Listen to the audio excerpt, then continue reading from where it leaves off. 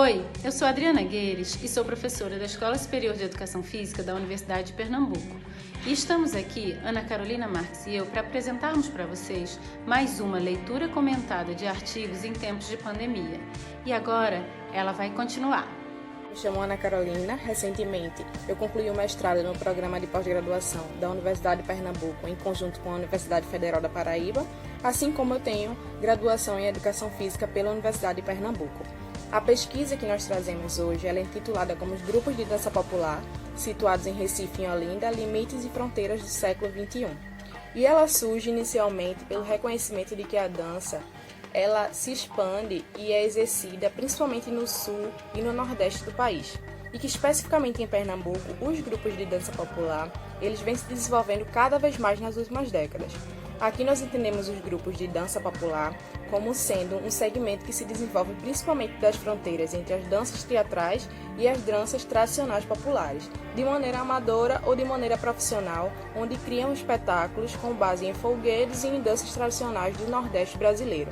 E a importância desse estudo ele se concentra principalmente em observarmos que existe uma escassez de estudos que analisem esses grupos em profundidade de maneira detalhada e que eles precisam ser abordados, compreendidos, analisados de diferentes viés e com diferentes construtos teóricos. É por isso que o objetivo do estudo foi o de compreender os sentidos e os significados de atuação dos grupos de dança popular situados em Recife e Olinda, bem como trazer um pouco do entendimento de como esses grupos se organizam, qual é a forma de financiamento e de atuação deles.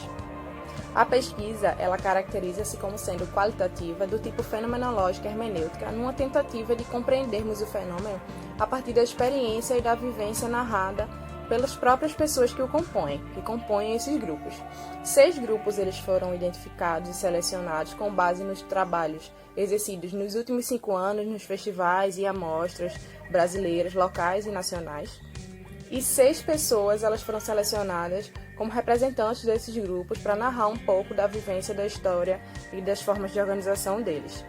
Um instrumento utilizado para a inquirição desses sujeitos foi uma entrevista semi-estruturada, que foi realizada presencialmente, gravada em suporte de áudio e posteriormente transcrita para análise. A análise foi realizada a partir de uma análise categorial por temática, onde surgiram categorias analíticas, empíricas e indicadores, que nos permitiram responder ao questionamento e à interrogação principal as categorias que emergiram inicialmente foram a origem dos grupos, as formas de organização dos grupos e o objetivo desses grupos. Então, a origem desses grupos está associada basicamente a 4 viés. Um eixo familiar, que é quando eles se originam ali a partir de iniciativas da própria família, através de um agrupamento anterior, que é quando eles não se originam inicialmente com dança popular, mas a partir de grupos de capoeira ou grupos que realizavam shows infantis e posteriormente é que eles vão se denominar e se instaurar como grupos de dança popular. Uma terceira que a gente identifica bastante é o da educação, que é quando os grupos eles surgem com a iniciativa de serem uma ação social para a comunidade, seja pelo déficit escolar básico, seja para garantir acesso à arte a comunidades carentes, comunidades que não têm esse acesso facilmente.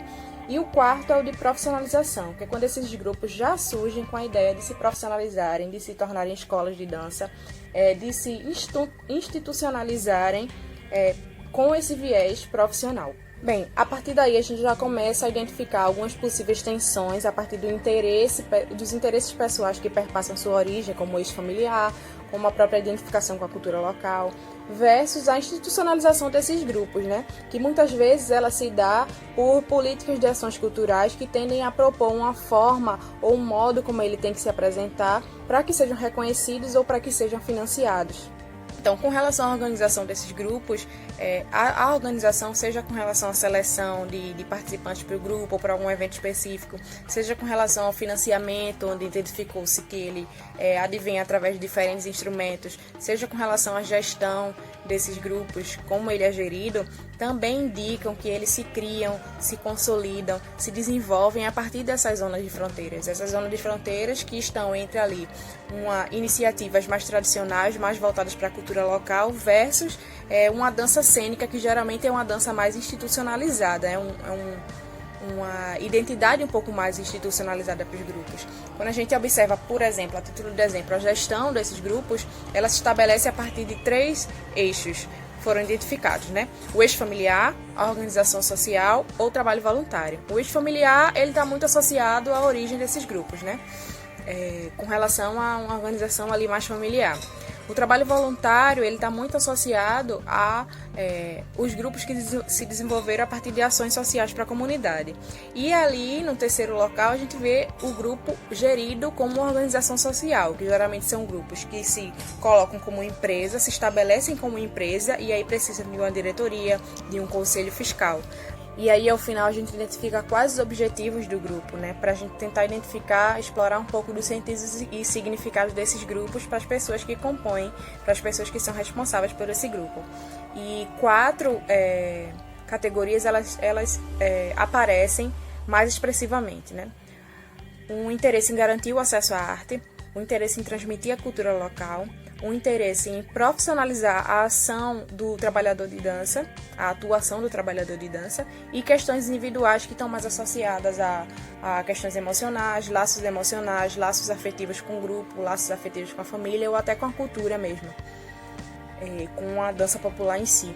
E aí a gente vê que os sentidos e significados eles estão muito associados eles se constituem basicamente nessa ideia, nesse reconhecimento de que nós temos uma vasta cultura local e dessa necessidade deles desempenharem um trabalho ou um papel de transmissão dessa cultura.